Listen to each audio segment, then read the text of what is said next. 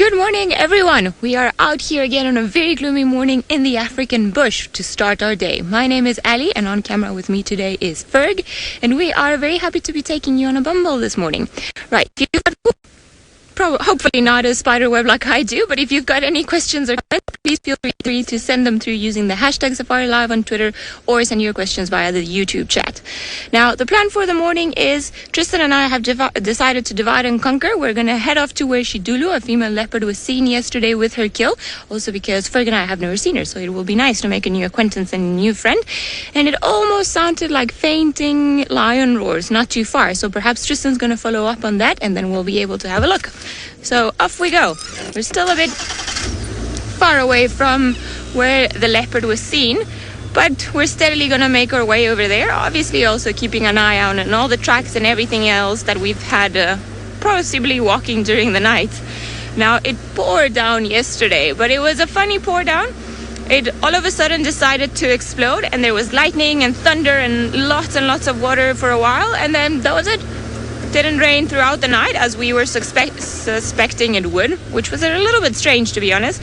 But you can see the weather has not cleared. All this dark blue in the sky is probably clear indication that we're going to get more rain sometime throughout the day. So we'll see how that goes. Most of our things are not that dry, but while we carry on heading towards where this female leopard was, let's go over to Tristan and say hello for the morning. Well, good morning everybody, and welcome to a much drier, much more comfortable morning drive than it was yesterday afternoon. As Ali mentioned, we had a lot of rain yesterday, which means that it was quite a wet affair, and so this morning has been just kind of mopping up the mess on the cars and getting them all sorted out, which is very, very good. As Ali mentioned, my name is also Tristan, and on camera today I've got Senzo, which will be the three fingers as per normal. And so the plan for us this morning is that we're going to probably just I want to go and do a dam run. Now, I know that sounds really odd given that it's rained and animals really won't be at the dams, but I want to go and see what they look like after the rain. Have they filled up a little bit? Are they still the same? What's the story? So I want to go and have a little look at that. So we're going to go past Treehouse and Twin Dams, and then we'll try and see if we can maybe find some tracks for Thandi and the little cub. So that's what we're going to try and look for. Whether or not she's our side is anyone's guess, but that's the plan.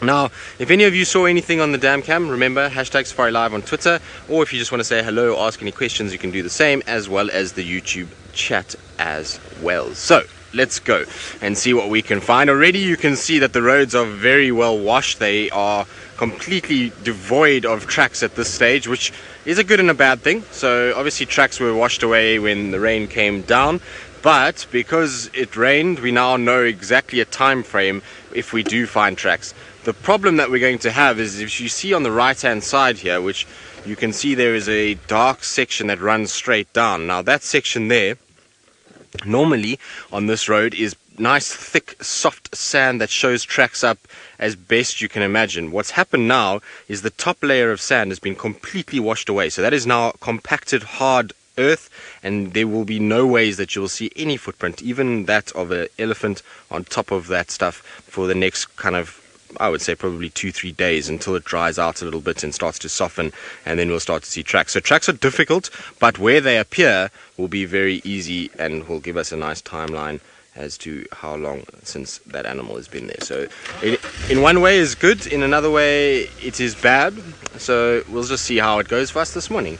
The other thing that is going to be good is that any animal that is territorial, so the Birminghams, any of our male leopards, after rain like this, will want to be going out and marking straight away. So they want to set up their boundaries again, because what's happened is that with rain like this, is often the scent is washed completely, and so you find our animals then need to go and quickly try and kind of get everything sorted out and try and get to a situation where they remark in case intruders come. So hopefully it's going to see the likes of Tingana, Hukumuri, these guys coming out, and hopefully Tingana kind of patrols his old haunt and keeps Hukumuri at bay for the next little bit. That's what I'm hoping. Whether or not that's true is remains to be seen. But a beautiful morning nonetheless. It seems as though those heavy clouds are lifting and we're going to actually get a bit of sunshine this morning, which will be quite nice. It'll be absolutely beautiful if the sun comes up, because it's going, well, not if the sun comes up, the sun will come up, but if it shines on us, because all of this area is going to be bright, lush green. It's going to be full of life, and all the little water droplets will be catching the bit of sun, which is nice.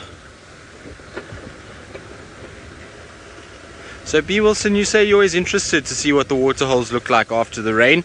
Well, as well, I always think it's quite interesting to see, because sometimes we get this massive amount of rain and then you go to the waterholes and they don't really look too different. I mean, it just looks as though it's kind of risen slightly but not very much at all. And so you've got a situation where you've got to kind of, take into account how much rain there is and where it actually fell, because and how hard it fell, because a lot of really hard rain will end up in the dams, but soft rain gets soaked. So last night's rain is more hard rain, which means that we should have seen a increase in our dam levels, but it's anyone's guess at this stage. We're going to have a little look and see how it goes. I think we're going to see a noticeable difference in Twin Dams and Treehouse, and I'm sure Gowrie Dam does have a little bit of water in it now, because it was bone dry as well.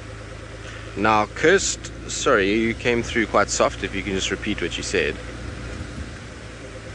There we go. Right, so myself and Ali are out and about in South Africa, but James Hendry is all the way up in the Masai Mara, and he's getting going in the morning. So let's go across to him and find out what his plans are for the morning, and if he's going to continue naming every animal he sees in the Mara. Good morning, everyone, and welcome to the Masai Mara. There is an impala with enormous horns, twice the size of the horns you're likely to see down in the Kruger National Park. My name is James Hendry. I'm now grinning at you because it is Saturday morning here in the Masai Mara. We have got Archie on camera. There he is. And behind us, of course, David Gigi, who you will be introduced to in due course. Good morning, David. He's waving at me and smiling greatly, which is excellent. Now, we are going to be spending our day, I think, up in the northern parts of the triangle here. I want to go and investigate the forests over there for signs of the Leopard. They apparently have got 2 new cubs, so with any luck we'll find them. Please remember to talk to us, #4Live, or the chat stream on YouTube will suffice. You can send us your questions or your comments, or you can send us your insults if you see fit to do so. I hope you don't, but if you do, you can put them there. Good, that is the plan. It is another glorious morning. I'm told it is about 60 degrees Fahrenheit, 16 or so centigrade. It feels a bit warmer than that, I must say. There are a few scattered clouds in the sky, pinkening a little bit as the sun makes its way towards the eastern horizon. And it is that magical, magical time of the day when everything is new and fresh. Caitlin, you say you're hoping for lions today. Well, we'll do our level best, Caitlin, to find you some lions. I haven't seen any lions since I got here, except one very long-range lion yesterday afternoon. There is an elephant.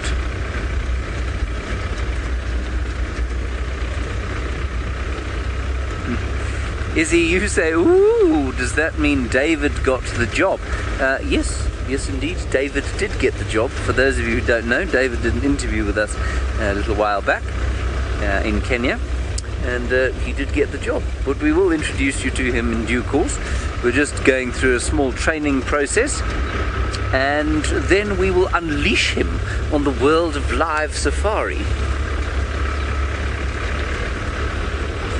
And for those of you who don't know, David is a highly experienced Kenyan guide.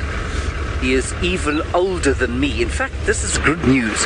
David is the oldest member of the presenting team as of now. I was until 2 days ago.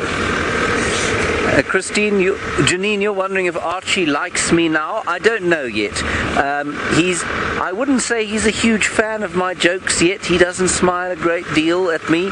He sort of looks at me slightly surprised, but I think that has probably got much more to do with me than it has to do with Archie. I'm told by everybody else that Archie is a very friendly fellow, so I think it's probably my fault, and I hope to I hope that he will like me by the end of my stint here in the Mara. I did see a brief flash of teeth behind the camera there, so I think we're getting there. Relations are warming slowly, the ice is slowly melting. Let us have a look at that elephant in the distance. If you would be so kind, Archie. There it is over there.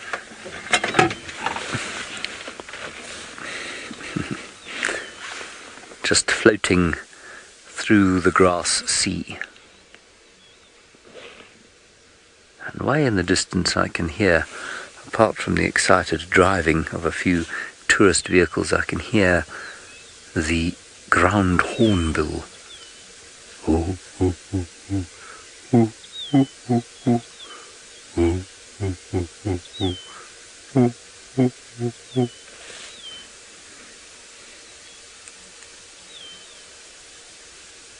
The ubiquitous rufous-napped lark.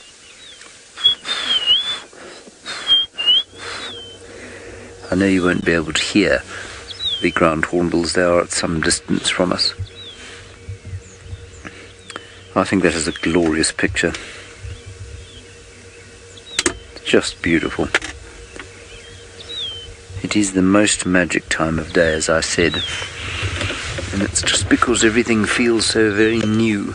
And despite the fact that I've driven up and down this hill probably 786 times, which is about 1,000 times less than Brent and Jamie have, it's still just astounding every single time, especially in the dawn.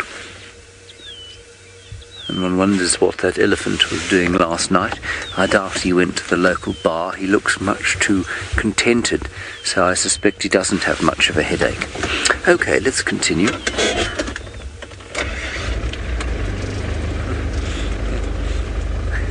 I was looking at David now. Joe, you say, is guiding mostly a job for people under 45? Depends where you go. In South Africa, most of the private reserves, you'll find that most of the guides are under 30, in fact, and most of them don't last in the job longer than 2 or 3 years. They come in and do it as a sort of almost gap year or gap career program for a while, and then they move on. Very few South Africans make sort of careers out of guiding, and you have to be a special kind of person to do it, because it is it's a really kind of energy-sapping thing if you're not somebody who enjoys being one-on-one with new people all the time. Now, in the case in Kenya, I mean, I stand to be corrected. I'll just look for nods or shakes of the head from David behind us. But I think there are a lot more career guides in Kenya than you'll find in South Africa. And so, while I'm sure that David is not the youngest career guide in Kenya, I bet he's not the oldest either. And so there will be lots of career guides here. You know, safari is much older in Kenya than it is in South Africa, and I think it has much more of a sort of expeditionary nature, if you know what I mean. So people come here for a proper, they don't come into the lodges for 2 or 3 days, so they'll bring a guide from Nairobi and do like a week or 2 weeks in the Mara, and then go off with the same guide to other areas. Am I sort of correct there? David is nodding his head. So he'll tell you more about that a little bit later, I suppose. But it tends to be a little bit more of a career here than it is a long-term career than it is in South Africa. And I think it's because the trips are longer. They are not necessarily always lodge-based. So there are a lot of what we'd call, I suppose, in South Africa, freelance guide. But I guess they'd be called a freelance guide out here as well. But they will travel to vast numbers of areas rather than basing themselves at one lodge.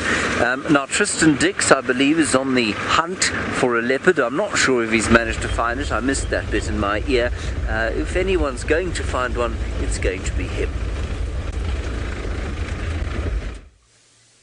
Well, we are on the move to try and get to a leopard that apparently has just been seen on quarantine, but we are at Treehouse Dam at the moment, so I thought I'd give you a quick view of Treehouse. It definitely is fuller than what it was a few days ago, but not by much. It's filled up, maybe I would say if you had to measure up the bank, maybe a meter, which I suppose is a lot. There's a lot of water still in there. You can see it's kind of risen a little bit, but it's nowhere near as full as it can be. You can actually see the grass line of where it was sort of during the course of the summer and where grass has grown. So it is still lower than what it should be, but at least it's filled up a little bit. Right, now let's try and quickly get ourselves towards quarantine again. I'm not sure who saw this leopard or where it was seen, but we're going to try and get there. I just got an update from Kirsty that somebody saw a leopard on quarantine, so we're going to try get there. Now I believe Jared has spotted it, our tech genius. So obviously he's not just a tech genius, but he's also an individual who can spot leopards, which is a good trait to have. So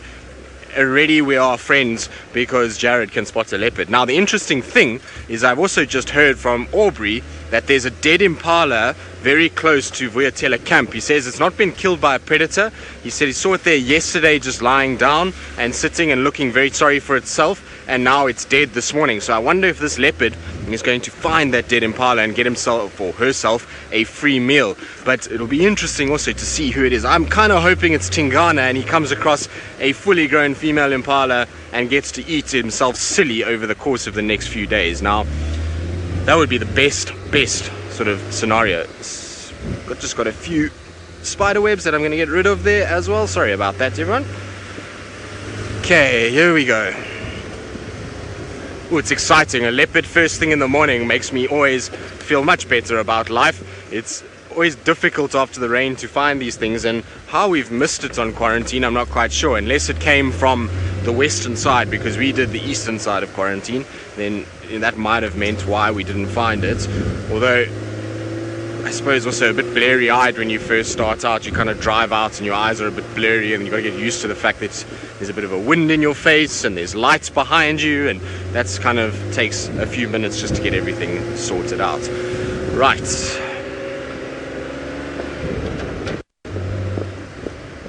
Just checking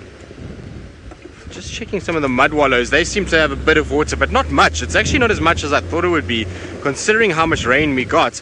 I think we must have got sort of patchy rain again, because I see some of these mud wallows are fairly sort of empty, and definitely we received a serious amount of rain where we were sitting with Xidulu last night. So I wonder if maybe we got more to the northeast. I know the southern Sabi sands and western Sabi sands very little rain yesterday afternoon, in fact almost nothing. And so I wonder if it was just a situation where it was very sort of patchy, and that's why down here a little further south it did rain, but not nearly as much as what we had in the northern part of the reserve yesterday afternoon. I believe a lot of you are saying, yay, it's cat today. Well, yes, it is cat today, and hopefully we'll be able to get some cats for today. I'm hopeful that we'll get this leopard, and Ali seems as though she might be on the tracks for the Nkuhuma Pride, which is also very interesting. So while I kind of try and get towards this leopard, let's actually send you across to Ali, and she can tell you what track she's on and whether or not they are worth following. Well, it's been quite interesting, because it seems as we were heading towards where Xidulu, or the Xidulu female, was seen yesterday, we got a little bit distracted because the buffalo yesterday, they went from Sydney's dam across pretty much the gate onto Simambili, which is a property on our southern boundary, or well, I should say western actually. And then they were there, it started raining quite a bit, and then their tracks are heading back into Djuma. But now the interesting part is that the lion tracks are on top of the buffalo tracks. So those lions are definitely on the trail of the buffalo. Now we pretty much need to find the buffalo to be able to find all of the lions. We have done a bit of a loop just around Sydney's dam because we were so close that it was worth just checking. But this morning, like I mentioned earlier, I did hear lions calling, or I think at least I did. I could be going crazy. Just a little bit further south, so I don't think they're going to be up in this area, but rather check rather than, you know, missing the opportunity of seeing all of the cats this morning. But there's nothing coming around this way, so I think we're going to head back onto our initial path, and then we're going to try and see if Xidulu by any chance is still there, and then we'll take it from there and see what else has been lurking around. Because I mean, sometimes the rain, as Tristan I'm sure was saying, can be your worst enemy, or it can be really good because it washes everything out. But if animals, for whatever reason, walk when the rain still hasn't dried all that much and it's not, and the roads are not that hard, then you can still see a few tracks here and there, and it makes it easier. But this afternoon, that's I think when it's going to be a little bit harder. to try and find. Sorry, Chris, can you just repeat that question for me, please?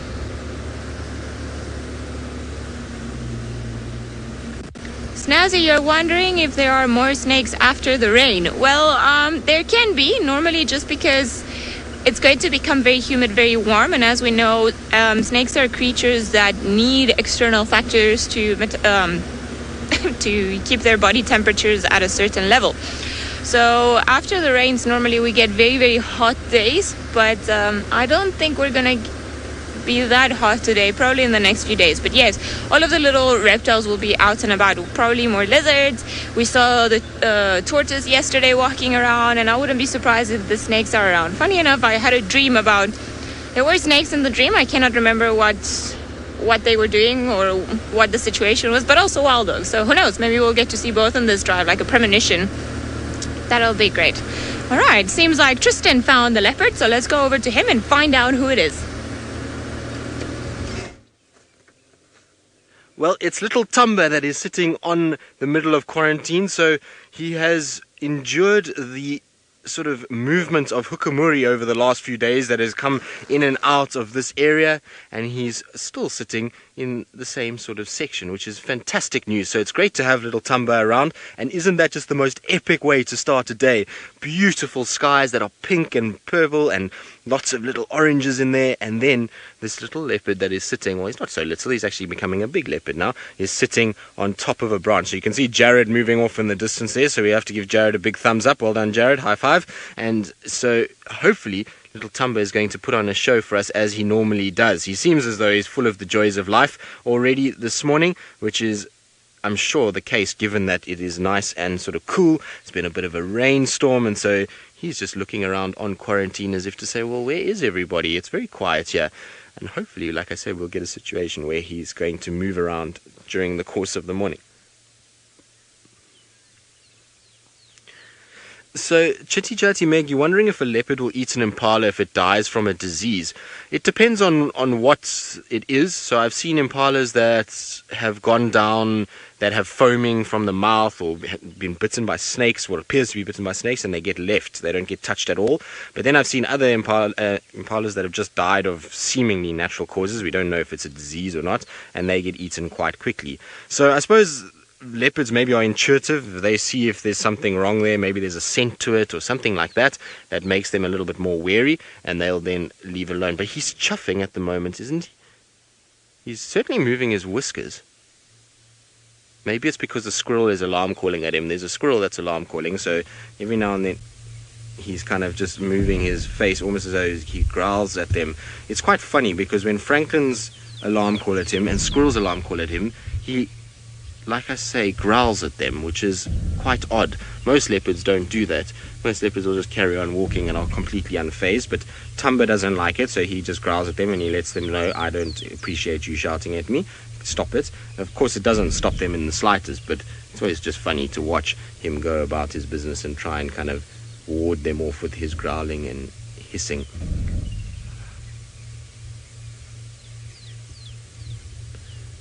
Alyssa, you're wondering how skittish is Tumba? Well, he's not at all. If you have a look at what he's doing there, he's in no way even looking at myself and Senzo. And we are parked, I would say, at the moment, maybe not even 10 meters from where he is. He's very, very close to where we are, and he's not fazed in the slightest by us or anything that's moving around him. So he's one of the more relaxed leopards we've got. What I did say the other day is that he seemed to be a little bit more kind of nervous when 3 vehicles joined than when it was just the one. When it was just the one vehicle by itself, he was really at ease like this.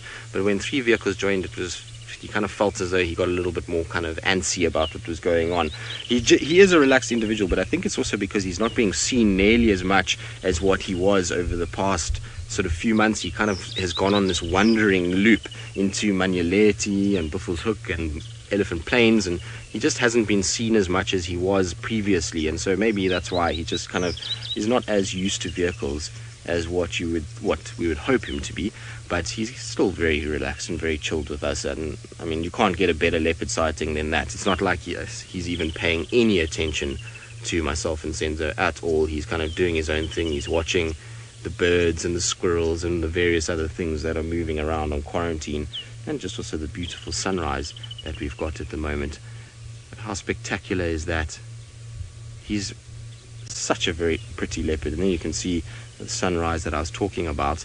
Hopefully those clouds are going to lift a little bit further. They do still look fairly ominous in places, and the forecast is for a lot more rain that's supposed to come, and so I wonder if we're going to get a little bit more during the course of today as well. Right, while we sit and enjoy the company of Tumba, I'm sure we're going to be with him for the whole morning. Let's send you back across to James, who's got, well, another member of the Big Five, and the biggest of them all.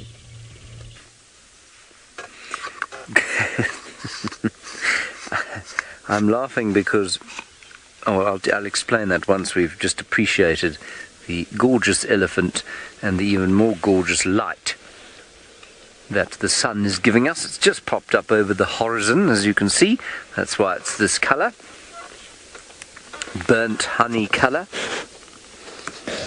I stole that from one of our viewers yesterday, that description.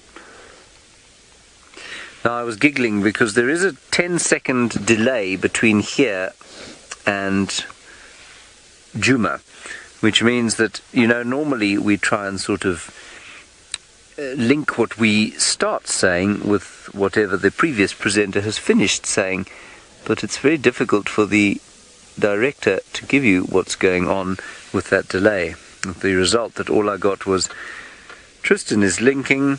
He says, well, we Thamba live, and that so it made it impossible for me to possibly connect with what Tristan was seeing, other than to be envious of his leopard.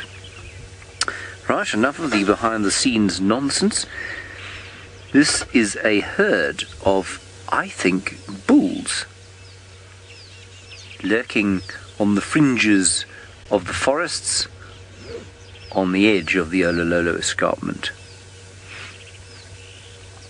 Quite an interesting situation developing with the balloon up ahead. The Skyship's balloon, they're the guys who helped us out during the TV show.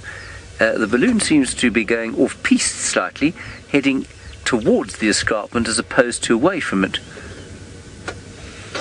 It's quite interesting, actually. I hope we're not about to see some sort of accident. I don't think we are. I mean, these pilots are massively competent.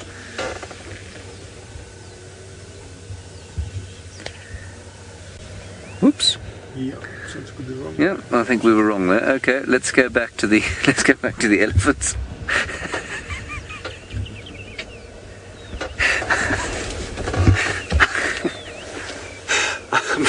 I'm sure that was intentional. Okay, let's just go around this termite mound, have another look at these ellies, and make sure that everything's okay there. Assistance is not required.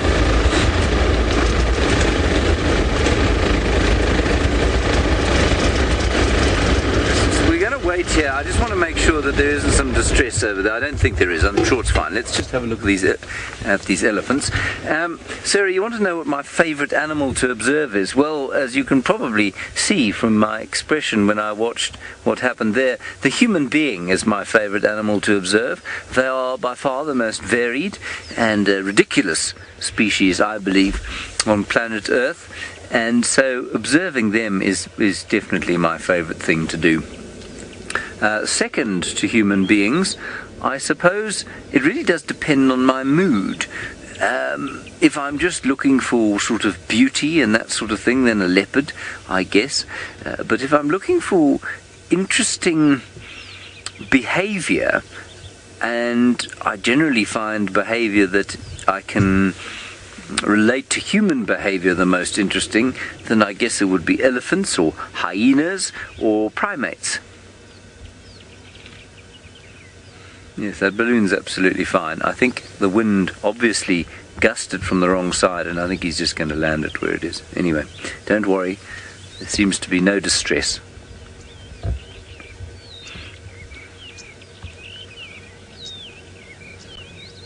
Beautiful.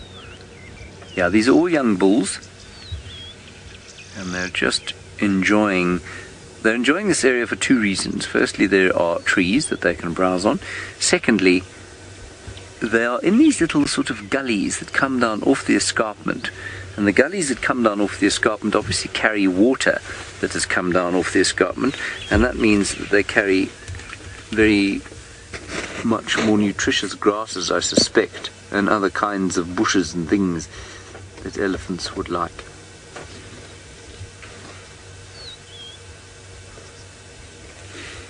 Marvellous. All right, I was hoping to come up here and find the Ololololololo pride, but they don't seem to be up here, so we'll head down into the sun. I heard your question as, do elephants have a fetish for balloons? I don't think that's what you asked, so I'm going to ask your question again. It's a 10-second delay for it to come.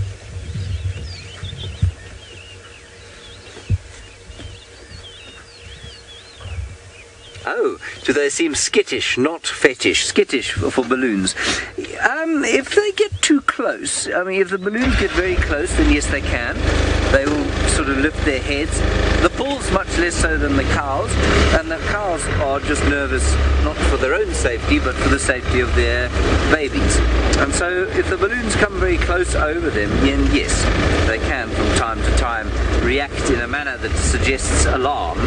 But, you know, the balloon experience for everybody is just very sort of transient. They disappear so quickly over the top of the animals. Okay, we're going to head into the sun. Tristan is still with the rock. Let's go and find out how that's going. Well, yes, I am still with the boulder, and it's quite funny actually, some of the names of the leopards that we've got here at the moment. So we've got the boulder in the form of Thamba, we've got chicken medicine in the form of Hukumuri, and we've got, oh, hello boy, morning, shame, are you just waking up? Now excuse the pole that is going to come into the shot shortly. It's the roof that is on, so we have the roofs on this morning just in case the rain starts.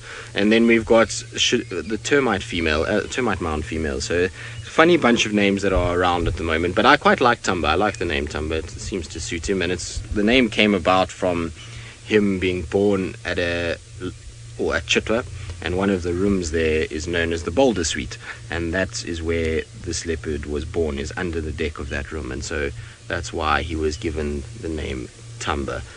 Now, where are you off to, boy? Are you on a mission now? So let's see if we can try and keep up with him. We're going to have to just turn ourselves around, but he was very obliging for a while. First lady, you want to know if leopards like to swim? No, not really. They are much like most cats in that they don't really enjoy getting wet. They have a situation where as soon as they get damp paws, you find that they like flick them and try and kind of get the water off. But that's not to say some leopards don't grow up around water. So I've worked with leopards on the Sand River that absolutely love water and will cross the river often, and hello boy, and will do it with ease, and they'll kind of go through and wade through water, but generally they try and avoid it as much as possible. Obviously it's not ideal to be sort of in water and being wet as a cat. This is so cool. He's such a cool little cat as well. Now you can see he's got a little bit of his kind of sucked in tummy, so he could do with a meal, but he's not skinny in any stretch of the imagination. He's still got really good definition and muscle structure on his hips and shoulders. Now, since I'm going to get round, because we're going to get a really cool angle of him walking down towards us, because it slopes downwards. So if we get into this position here, we should get a really nice view of him kind of angling down towards us, which will be nice. So let's just get round. Of course, now the roof makes life a little bit more difficult, but there we go. That's what I was hoping for. It's a nice kind of flat shot of him walking straight sort of towards our area, and it's almost at eye level if you have a look at it. He's kind of walking down straight towards us. Oh boy, what are you thinking? He's watching all the birds that are flying about, because I think he's trying to look for a meal. I'm trying to scan around and see if I can see any impalas or wildebeest or something like that that are generally on quarantine, but at the moment I don't see anything, so I don't know where they all are. Maybe because he's been lurking around quarantine, everybody's been getting a fright. But let's see how this goes, because maybe an impala will pop out somewhere and he'll have the chance to be able to hunt. So he's going to walk right past me. He's not even a meter. So you wanted to know how relaxed he is? There we go. That gives you an idea of just how relaxed Tumba is. He's walked not even 3 meters from the car and is not even blinking an eyelid really. He's just kind of striding away, going down the hill and carrying on past us. Now, let's just loop past him once more and see if we can get another kind of shot of him walking towards us. And so, while we try and kind of figure out where he's going to go and what he's going to get up to, I'm going to send you to Ali, who seems to be, well, also in luck this morning and has found a rather spotty surprise, but not on the ground. Well, spotty to hard surprise, I would say. Now, because of the roof in the particular branch where she's in, we actually cannot get a better view than this. So the only reason why we actually spotted her was thanks to her tail that's dangling pretty much into the sky. It's the only thing that you can see from the road. There we go, that's just there, but still see how incredibly camouflaged it is. And had we not known that there was a leopard on a marula around here, and even I think we went past this marula, we wouldn't actually have known that she was there. So she seems to be very happy finishing off her kill. I believe it was a steenbok, as Tristan mentioned yesterday, but not too much. It doesn't seem like there's too much left. You can actually hear her now crunching the bones. Can almost see her there, but it is quite amazing just to try and gaze upon her through all the branches. And I know it's not the greatest visual, but it's probably the best thing that we can do to show you just how incredible the camouflage is for the leopards. I mean, look at that. Had she not been moving, if she were still, it would be almost impossible to see her. I think this is pretty cool, just because it reminds us that these animals, actually all they have to do is just stand behind somewhere and stand very still, and then they'll pretty much become invisible. It's almost like a superpower. There we see a whisker in a few spots. Hello, nice to meet you. Although barely. I'm gonna need a second meeting just to prove our friendship. Right, seems like while she is actually hiding and not wanting to come down, Thamba is posing beautifully for all of us. So let's head over to Tristan and see what that pretty boy is up to.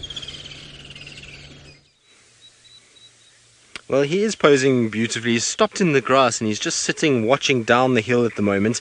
And that's because there's some impalas that are not too far from where we are. They're kind of south and west of us, north and west of us. And he's watching them. They've picked up something was wrong, the impalas, because they saw kind of some sort of movement and then they trotted off, but they haven't started alarm calling yet. I can also see the wildebeest on top here as well, so there are a few animals about, and now he's going to come walking straight at us. How cool is this? He's just kind of striding down the hill straight at us at the moment, which is absolutely epic. Now you see he's stopping again, so he's watching, just looking down to where those impalas are and where the wildebeest are as well, and his tail is twitching, so I wonder if he wants to maybe try and hunt. But what he's going to have to do is try to get himself into a bit more of a thicket before he's going to be able to hunt anything, because otherwise he's going to get seen very easily. And it's a situation where he's quite out in the open at the moment.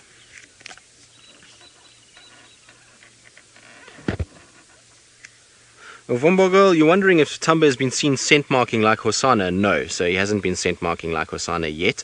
It's not to say that he won't in the near future, but for now, no, he hasn't been doing so.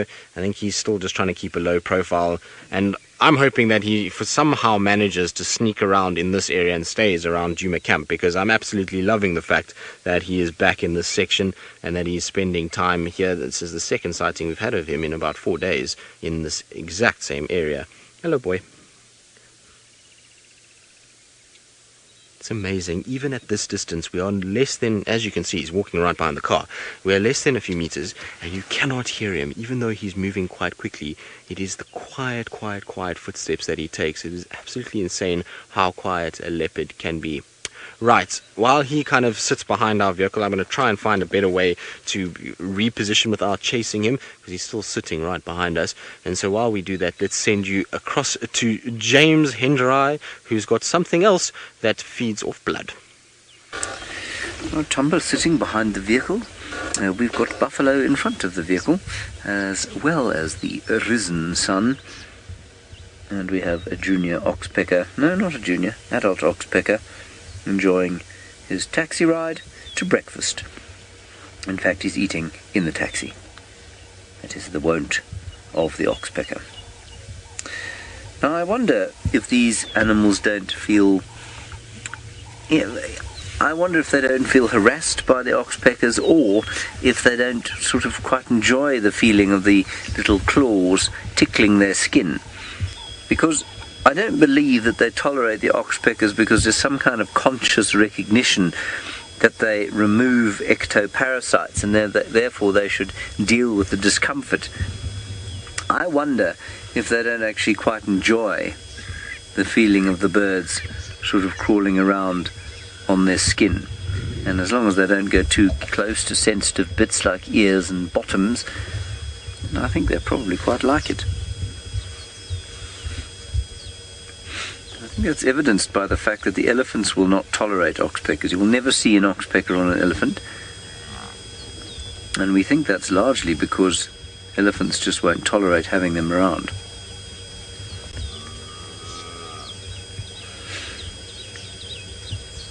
The light is just perfect. It's going to turn white fairly soon from this nice honeyed colour. I'm just going to move out the way. There's somebody coming up behind us. Apparently you're hearing a weird humming noise. I don't know what that is, Kirsten, I'm afraid. It's not us. We aren't humming. Archie's not humming. David isn't humming.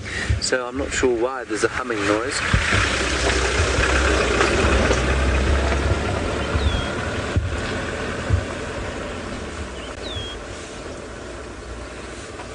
All of this grass, of course, the same grass that attracts the wildebeest here, but once it gets to this stage, to this long stage, it is ideally suited for these big bulk grazers like buffalo. So this is Thamba triandra, or the red oat grass as they call it up here. It's just called red grass down in South Africa. And once it gets to this long stage, when it's put up its culms, which are the stalks on which the inflorescences hang, it becomes fairly inedible.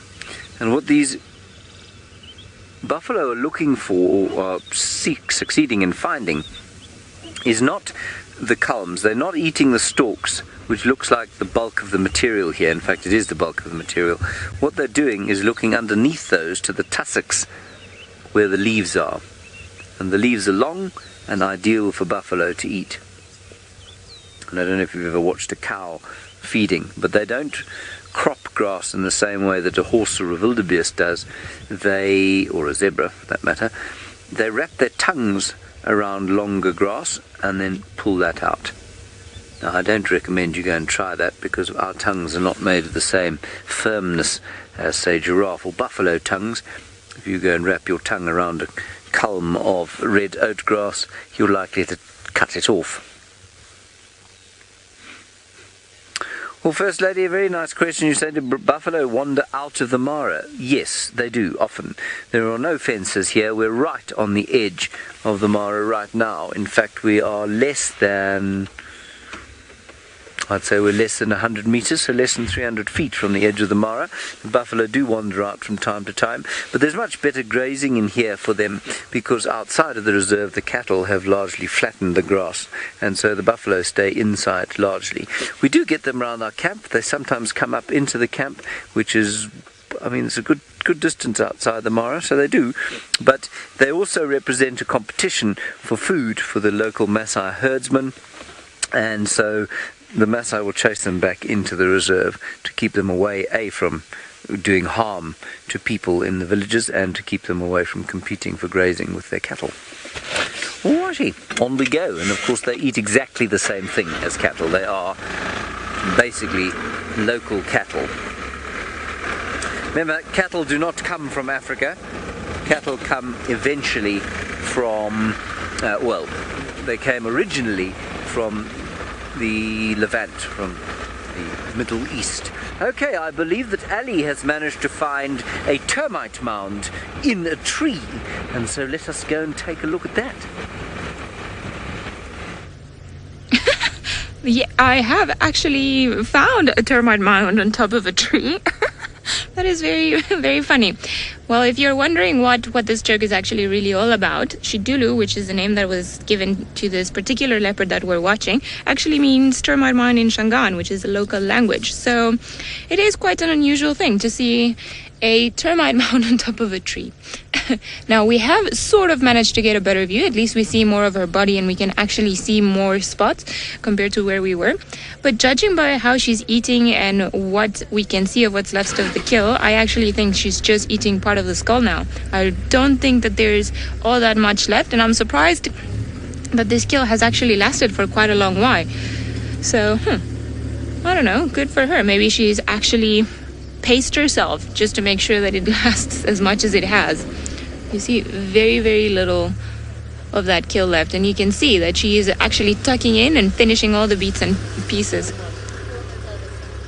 Okay, thanks. Sorry, whereabouts? Okay.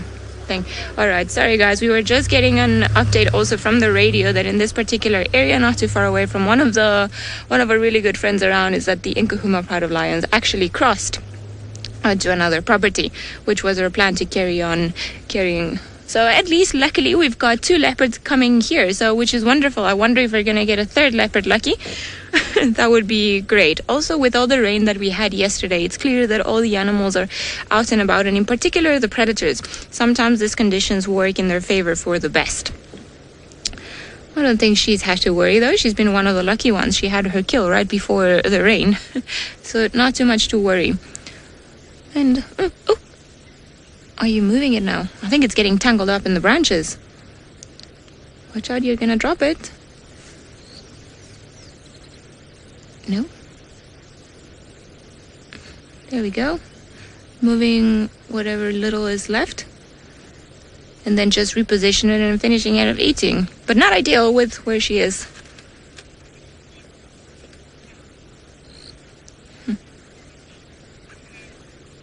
Proud Cat Mama, you're wondering if when a leopard makes a sound, if it has a specific function. It does. It depends on what type of sound the leopard is making. Now they have different calls for different reasons. So between mothers and cubs, they'll have like a contact call that's almost like, and then it'll be the mom trying to get the cub when it's older. But also they make a funny like chuffing noise, and I don't even know how to make it. It's like something along those lines, and it's normally a mother trying to call a little cub if the cub is in the vicinity. Then obviously they will growl as a way to ward off anything that they might be unsure of, and they also snarl for the same reason, and then they do that sawing sound just to advertise their territory. It's a territorial call, and both males and females do it. So depending on what type of call they're making, it'll have a specific function, either to, call a cub in terms of a mother and a cub, or just to let everybody know in a particular area that a specific spot territory has been taken, or also just to warn either another leopard or another creature, and sometimes even humans, that now you're too close, so back off or I'm gonna come for you. Pretty much those are the main sounds I would classify them, or the main categories of sounds that I would classify leopard having. Now she hasn't made one sound other than the chewing and breaking through bone sound, so she is enjoying her morning breakfast, and luckily it's not too much of a gruesome view. I think we're going to leave her and then just go out and about, see what else we can find around. But in the meantime, and while we do that, let's go over to Thamba and see what else he's up to. Well, Tumba is doing his best cute impression that he can do. He's found himself a little open kind of mound that he's just lying on top of and is having now a bit of a rest. I don't know if this is what he's going to be doing for the rest of the day, but he's just lying down, giving us these big beautiful green eyes and kind of looking at us as if to say, what do you guys want? I'm going to take a nap. I'm not going to be too entertaining this morning, but he already has given us a lot. He's posed on fallen over trees with the sunrise. He's kind of walked through quarantine and there we go, up again just to see what's going on. And this is why I like spending time with Tumba, is because he's a cat that will lie down for a while and then it's almost like he gets bored of sitting. He's like, I'm tired of this game. I want to get up and go and see what else is happening. And then he'll go and investigate a bush somewhere. Then he'll go and sort of look at a francolin, and then it's time to go and pose on a mound. So he's up and down all over the place. He's never a cat that spits for too long and kind of takes it too easy. He's always kind of got something up, and his eyes are very expressive, and so it's a joy to watch him as he goes about his day.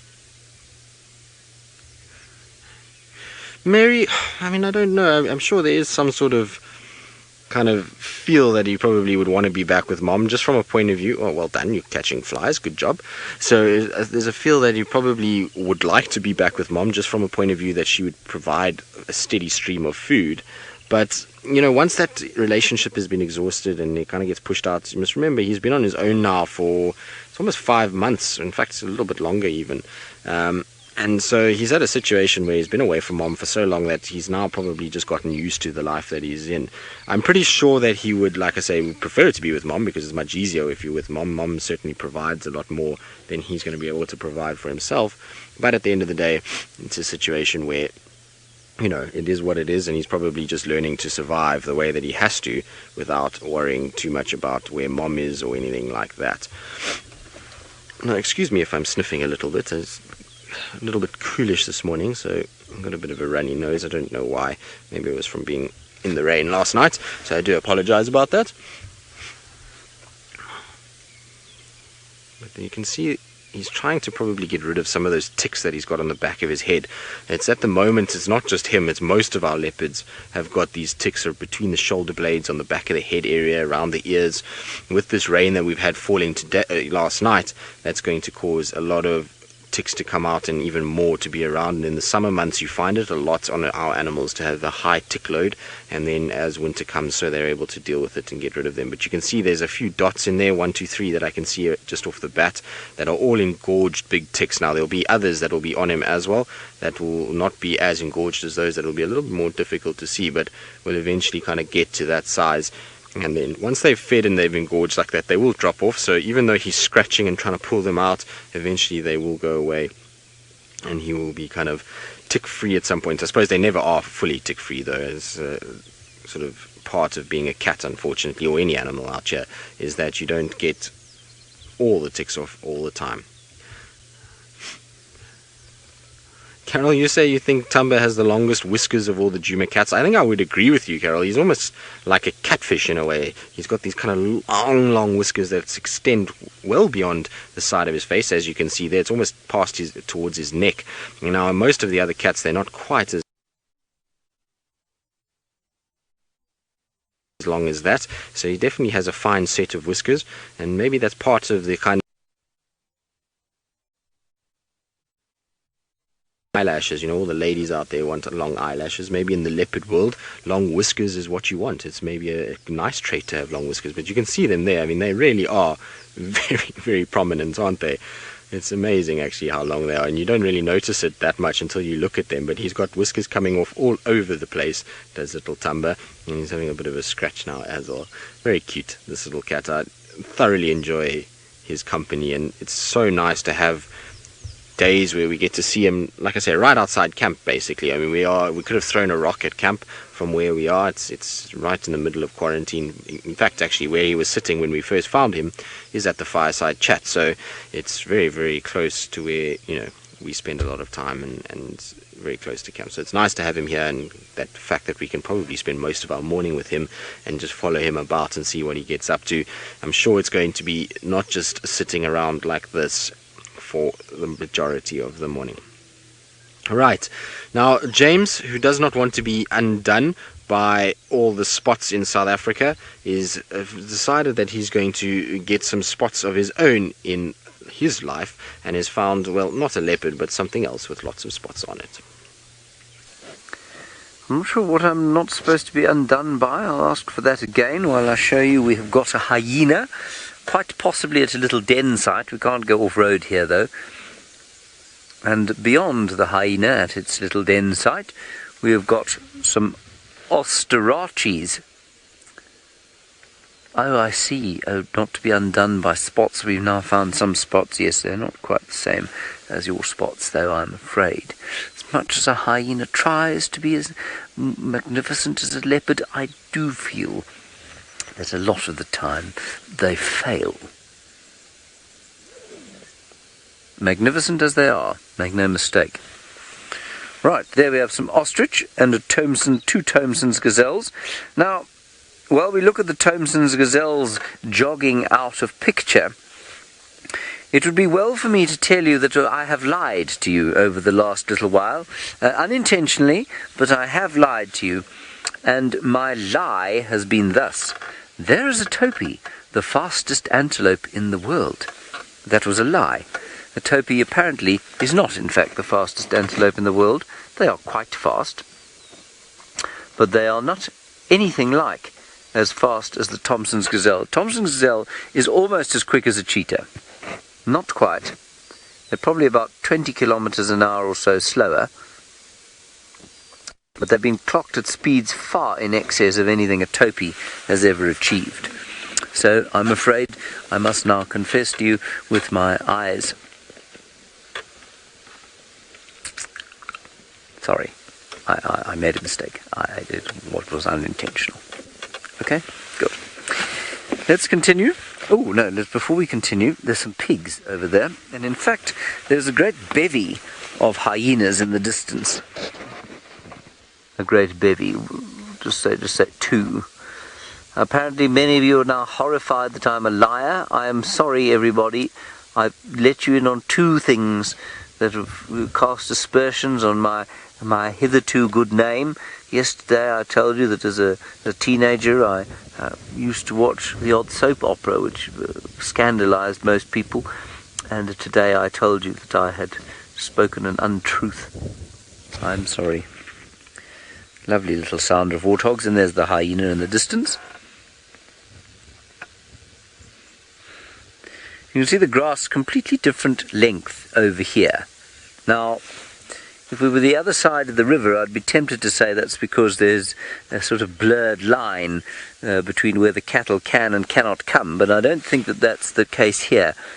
I think that this is probably slightly different soil and obviously heavily pressurized by animals a lot of the time.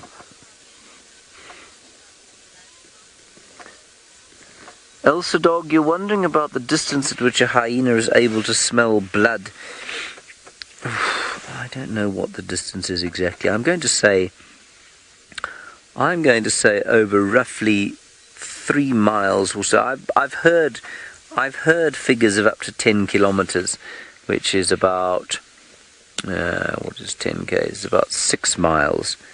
Maybe 6 miles if the wind's good. Yep. 6 miles, 10 k's. Very difficult to tell with a workout or experimentally prove, much like the speeds of animals. You know, it's very difficult to make an animal run at top speed in one direction. And so, to use the simple, that simple formula, speed equals distance over time, is quite tough.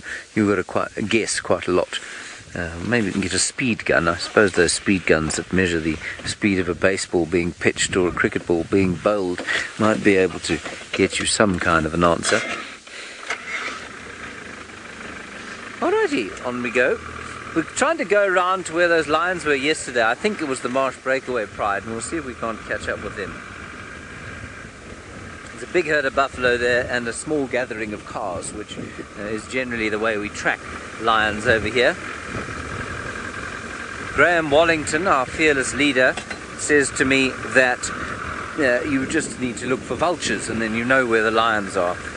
It's taken a very long time to try and convince him otherwise of this, but he is hearing none of it. Let us go back across to the rock. I'm not sure what he's doing. I think he's probably sleeping. Well, he's not sleeping, James, but he is getting ready to sleep. He's having a little grooming session, so just getting himself kind of cleaned off. I'm sure there's lots of moisture all over his fur that's become all matted and probably picked up a few little burrs and parasites as well. So just grooming himself, getting himself ready for a proper nap, I think.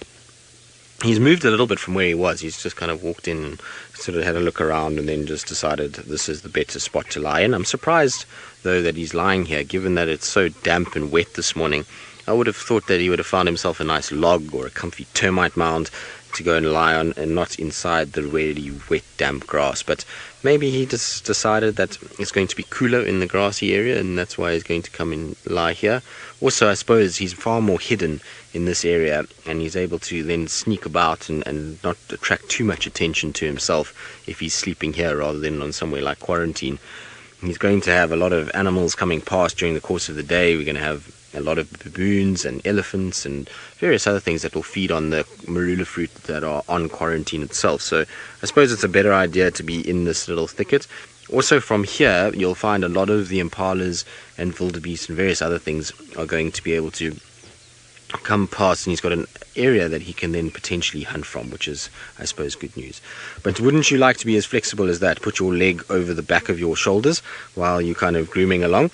So his one paw, I don't know, he just looks like he's in an absolute tangle because his front paws are kind of behind his back paws, and there's his tail's now getting involved, other paws on the back of his head, and there we go, it's just flopped back down, so it looks a lot better now. But at one point there, it looked like some complicated yoga pose between all his limbs going in every direction. Didn't look very comfortable at all, but I suppose if you're a cat, you're flexible and it's able to do these things. You can see how meticulous leopards are when they groom themselves. I suppose most cats are.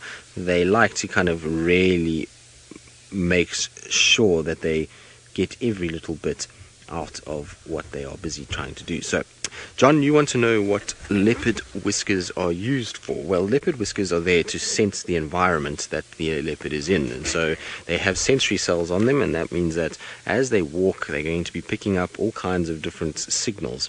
One is obviously if there's vegetation and various other things that could potentially go towards the eyes. It allows them to close their eyes in time so that they don't get poked by a thorn or, seeds in the eyes and those kind of things. So this whiskers can just help feel their way through, particularly if they're stalking and they've got their head right underneath the sort of layer of grass and they're trying to creep forward. Those whiskers just help to sense what's going on around them. The second reason that they have them is it helps them detect prey animals. So when they are in a situation where they are hunting and they're going after various different things, and it's dark and it's dingy and they're trying to keep a low profile, those whiskers will pick up the vibrations of the animals moving in front of them and just helps them to be able to then kind of work out exactly where to go and where to position and what's coming towards them. So it's basically a sensory organ, much like their nose or their eyes or their ears. It's maybe not as sort of sophisticated as those three senses, but it definitely plays a massive role in helping them figure out their environment and what they're doing and finding food as they go along. Now that tail is about to, looks like almost be bitten through. He's chewing on it so much, but that's because he's probably find there's a little burr or something inside there that he's trying to get. So he uses his incisors to basically get in there and pull off whatever is stuck inside there. So he'll use his tongue for a bit and then the incisors as well. But that tail is getting a thorough cleaning at the moment. Tumba, you're going to have the cleanest tail in the Sabi sands if you carry on like this. Very cool to see. Still a kid at heart, this individual. Right, now talking about kids at heart, Mr. James Hendry is still sitting in the Masai Mara, and well, we know he likes to play around and mess around. I'm sure he would groom his tail the same way, but he's got some buffalo that I believe are having an argument. I'm completely missing what's going on the other side on these links, I'm afraid, everybody, so I've got nothing to link to Tristan's whatever it was. Here we have two buffalo who were in the midst of a fight. I'm not sure if it was a serious fight or not, but I'm hoping they're going to continue. Don't mind us. There you are. I think I heard one of them insulting the other's mother, and now there is, he's called him out, if you like, and they're now fighting for honor to the death. No, not to the death. They're just rubbing horns a little bit. A buffalo fight, though, that is an actual, this could develop into a proper boxing match, is something terrifying to behold. You get an impression, no longer do they sort of seem like semi-docile cattle. You start to realize what terrifying creatures they can actually be and how powerful they are. But I think this fight is slowly dissipating. Stop looking at us and get on with it. Not interested. All right, I'll just keep you posted on where we think the lions are. I think they're around the sort of next copse of trees, somewhere around there, so that's where we're heading. The last time I was here, we were driving up and down this drainage system here that had the same pride with tiny little cubs, which are obviously now much bigger, and they'll be moving with the pride. And so that's what we're trying to find now. I saw a sadly billed stork. Yes, there it is. Just up ahead in front of us. With some sacred ibis.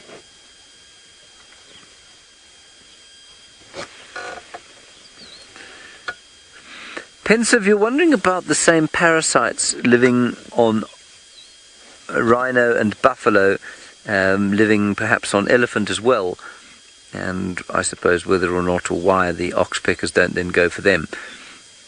Pensive, I think you'll find that there will be overlap, but there will be slight differences as well. I think elephant skin is probably even thicker, well, it's definitely thicker than rhino skin, and you might find that there's slightly less vascular tissue in the skin or close to the surface of the skin, which probably means that it's a little bit more difficult to get at, and so the ticks and ectoparasites on an elephant are probably to a certain extent quite specialist. I am speaking purely from the sort of recesses of my deductive memory, if you like. So I'm not speaking from actual reading. So I don't know. That's a way of my saying I don't know. Buffalo having another small go.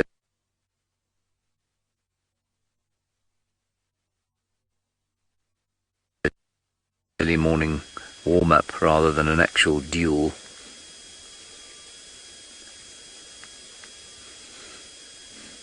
I suppose they could get sufficiently irritated with each other to make it a duel.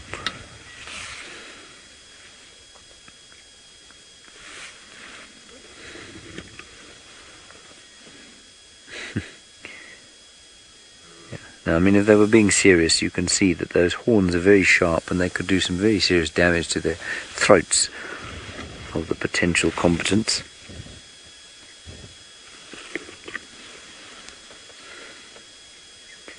But it is Saturday afternoon, you know, so I think everybody's just sort of feeling things out for the weekend.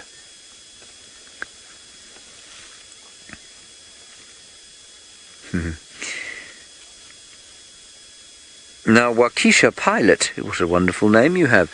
You were saying, could they ever lock horns and become interlocked forever, unable to unlock themselves from each other? I've not tangled myself in my jacket. No, Waukesha, I don't think they could. As far as I know, only kudu with their spiraled horns are able to do that. I haven't heard of any other animals doing it. I suppose it's not entirely impossible that something like a nyala might with its semi-spiraled horns.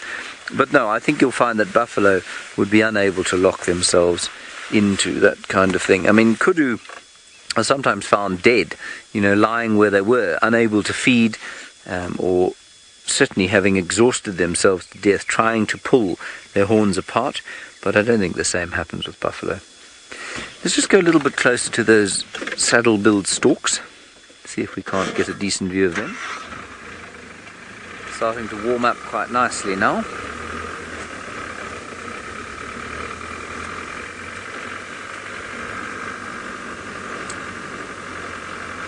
And to give them a fright, there's an egret flying over the top. The sheer explosion of life in this area is just, it really doesn't ever become less astonishing. Park up on this little culvert here. There we go. There are the sadly billed storks, an endangered bird, as many of you will know.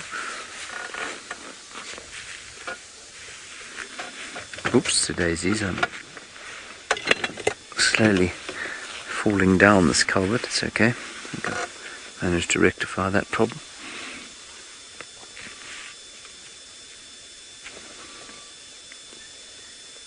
And they'll be looking for frogs and crustaceans and fish if they can get them. Won't be many fish in that little stream though. Most of these birds that feed like these ones do, these storks and all the herons and that sort of thing, have very overlapping food niches, but there'll be some slight specialization that all of them have that the others cannot exploit. A classic example being the open-billed stork, which has, as its name would suggest, an open bill, and it's the only one that is able to devour mussels. I'm sorry about the whining noise that you're hearing, everybody. I don't know what it is. Neither of us are hearing it here. I'm not sure what that whining noise is. Certainly David is not whining, nor is Archie. Nor am I. You can hear me. We'll have to have a word with Martin or Edwin when we get home. They are the tireless tech crew up here.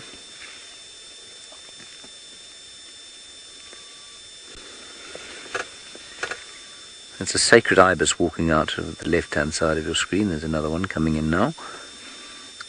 Now they, interestingly, are not eating exactly what the others are eating. They're probers. So those beaks, it looks like a quarter frog there, definitely would eat a frog. But they probe into the mud to pick out worms quite often. But they would certainly not be beyond eating a frog should they be able to get hold of it.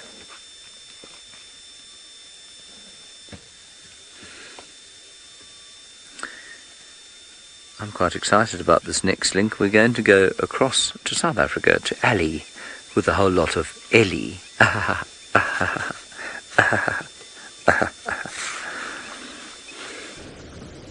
Right, well, we've got quite an unusual situation. These elephants are actually very stressed, and I'm not too sure if it's because they've got a little one in between them. So see how protected they've all become? They're all surrounding the little baby elephant, which we cannot see. And you can tell that they're all excited because of those tears just coming from the side of their temple. Now, I think that the one on the right is a mother. She's the one that had been going around with the little baby. And the elephants around here, I wonder if they've come into contact with any sort of predator or anything in the last little while, because they have been quite edgy. There was even a youngster that came out of nothing, dashing through the bushes and coming in our direction. There are a few more down the road as well, so I wonder if perhaps they're just not being overprotective of this little one, because it does seem to be quite small. Now you see clear signs of heightened emotion on the side, stripping down from the temple or the temporal glands. Interesting. I am a bit hesitant of moving because I don't know if perhaps the roof will stress them out a little bit more, and I just want to give them enough time to settle and start moving around, just to stop protecting the baby like this as they are now, and maybe they'll come down, because obviously we don't want to impact on them whatsoever. Okay, now you see their ears are flapping and it seems like they're moving. You see this female is very protective. It's almost like she wants to push this youngster away. And the youngster is now, oh, no, I'm just eating. Nothing to worry about here. It is quite an emotional thing for elephants when little ones are involved, and obviously their whole life revolves around raising and protecting the younger generations. So I'm not surprised if this is exactly what's happening. Either they're protecting it from, a little youngster being a little bit too curious about the newborn, or perhaps they just didn't like us. Although we were here and they were pretty happy with us, and then all of a sudden this female came trumpeting. So I think it's more something to do with the elephant world than actually with us. Now, I can't see the youngster anymore. And the grass is very long, and obviously the vegetation is very thick, so it's not like that will help us in spotting something that's quite little. And perhaps you weren't the mother after all. Alright. I'm gonna try and reverse, see if they'll be happy with that, and then we can just play it from here. Let's see, they're moving again. I think what I'm going to do, let's see, they should be fine with us.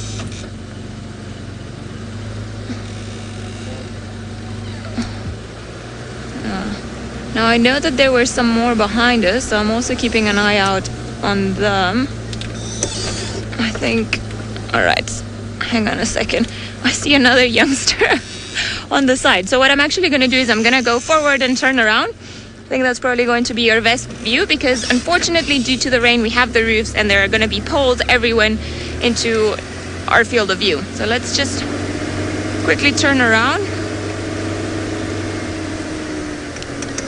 And then we'll be able to see what's happening with these elephants. I think they've calmed down now a little bit and whatever dispute they were having seems to be a little bit better now. And I see they're all sort of wanting to cross the road ahead of us. So it would be nice if we get a view of the tiny little one. Woo. All right. Come on, Jigga.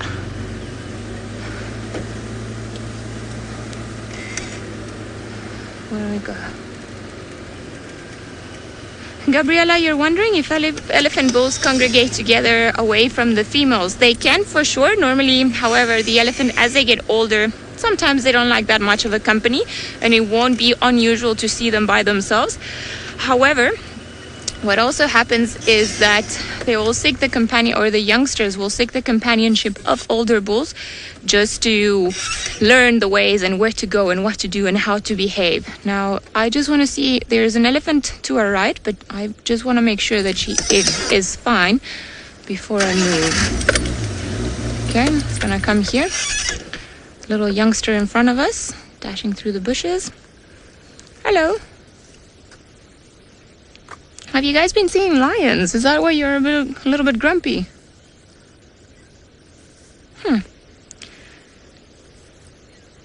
There we go. Gotta give it to them for being brave and trying to scare us off. And protecting their family. Well done. Now you see, typical display. Opens the ears, raises its head. That's a way of telling us I'm bigger than you. Go away. But luckily, you're not that big. So you're not that scary. I hope that's not what you think of us. It's almost like a dance, a back and forth dance. Oop. Now it seems like everyone's relaxed a little bit more and they're all feeding around us except for this youngster, because there's always got to be one that gives us a little bit of trouble. Ah, eating a bark or a piece of trunk, are you? I think the aim is not quite right yet. Alright, we've got a female that's also going to start approaching us. So I'm hoping that they will start crossing the road. And at least that way we'll be able to have a little bit of a view of the tiny one that's with them. But I wouldn't want to go all that much forward and annoy them all too much. Because like we said, they are not that, or they weren't that settled when we first found them. But they are pretty happy to have us around. There comes one of the older females. There are the rumbos, they're talking. You see how protective she was? She put herself in between us and the youngster to put it away, to make it go away. Okay, now, oh my goodness, now it's double trouble. All right. There we go. Wonderful. I wonder if this young one is actually going to get in between. Yeah, there we go. Protecting the smaller one. Well done. It is amazing how elephants behave and just socialize and work with one another to protect themselves. I think it's one of their most endearing traits. Yeah, you see, you guys are all talk. All you really wanted to do was come and eat this bush. Now we've got the troublemaker that obviously the bush that its sibling is eating tastes a lot better than the one it chose. There are certain emotions that are just universal, and if you've had siblings younger or older, then you know that this is repeated in every single species. You see, he is cheating a little bit. I'm sorry for making fun of you, but you are. Instead of breaking the branch, it was trying to eat it directly from the tree itself. Hello. You're going to fall. Siobhan, you're wondering if I've ever witnessed an elephant birth. No, I haven't. I've seen tiny, tiny little elephants, but I actually haven't seen any animal birth whatsoever. The first closer version to an elephant birth that I've seen, but I wasn't out in the bush, was when I think it was a few months ago already, when Tristan had the birth of the wildebeest calf, and then Scott. Those were actually the first births that I've ever seen, or at least that were closer to me in terms of where I was and what I've been doing. But other than that, I'm either always a little bit too early or a little bit too late. Now, sorry for the poll. Ferg is trying his best to maneuver around it, and I also don't want to move and go forward because that'll be too close to the elephant. So I'm just trying to be sensitive of the situation here. We're going to try and reposition or give them a little bit of time to move away from us so that we can see them better. But while we do that, let's head over to Tristan, who I'm sure is loving his time with Thamba. I am indeed. I always enjoy my time with Tumba. He's one of my he is one of my favorite animals that we have out here. So it's nice to kind of always get a good sort of amount of time with him and spend sort of quality time around him. He always fascinates me as he goes about things. Now, it seems as though Ali's having a wonderful sighting of those Ellies as well, and that's my other favorite thing to kind of spend a lot of time with is Ellies as well. So glad that she's managing to see something very cool. Now, while Tumba's sitting up there, there's a few bits of grass blocking him. Since if you can focus on my dashboard for me, please, because there is something that is lurking on my dashboard. So Tumba is looking very regal up there, and we'll get back to him shortly. But if you have a look over here, so there where my finger is, since there is a tiny little green caterpillar that is slowly starting to inch its way up the top of my dashboard. So there we go. And now these little guys have been very few and far between over the course of the last few months because we've had so little rain. It's been difficult to find any caterpillars, but look at how they move. I love how they go about their things. They are called inchworms as well, these green ones. I know that you get some green sort of inchworms like this that are part of the sawfly family, and so they're called a sawfly, but they're not actually a fly, and they form these little caterpillars as well. But it could also be various different moths as well. Very difficult. I mean, I don't know the exact species of this, but I can try and find out.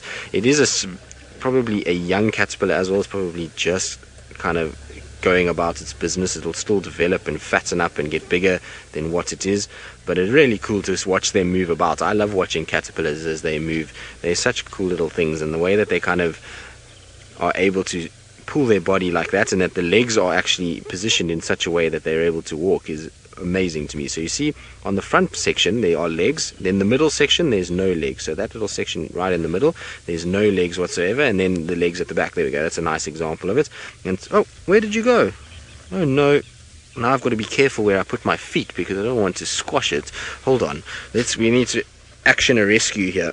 I've got a leopard that is sitting on my left, so I can't really do too much. I don't know, disappeared down in the footwell somewhere, so I'll have to just keep my feet up and away from that area so that I don't squash this little caterpillar. What I'm also going to do is just reposition slightly, because the way Tumba's sitting is there's lots of grass, and if I get round slightly, then I should be able to have a situation where we can see him a little bit better. And while we try and get a better view, it sounds like James has found a cat of his own, and he has amazing views, so we'll have to try and compete with James a little bit and try and get into a better spot with Tumba. Oh, we've actually got a lion standing up, believe it or not. This lion lay down in the grass and became utterly invisible. All the other vehicles disappeared, and now we sit with the regal fellow on our own. He is covered in viscera.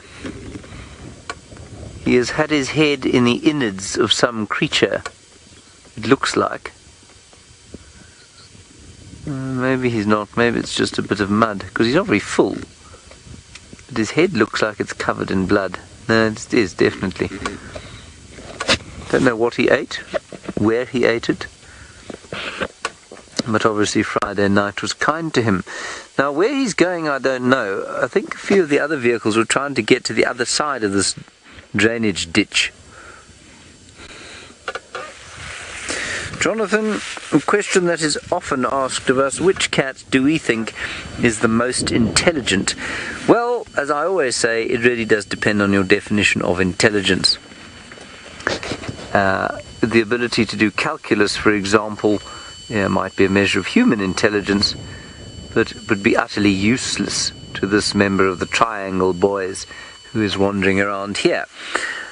So, in terms of primate intelligence, I often also refer to an experience I had with a big cat trainer who trained cats for movies. And he said a lion is as dim-witted as they come. And he reckoned that a leopard was particularly clever, that they learned much more quickly than lions do. But that is not to say that leopards are more intelligent than lions, because it just means that leopards, from our perspective, perhaps are more intellectually capable. But lions are as intelligent as they need to be.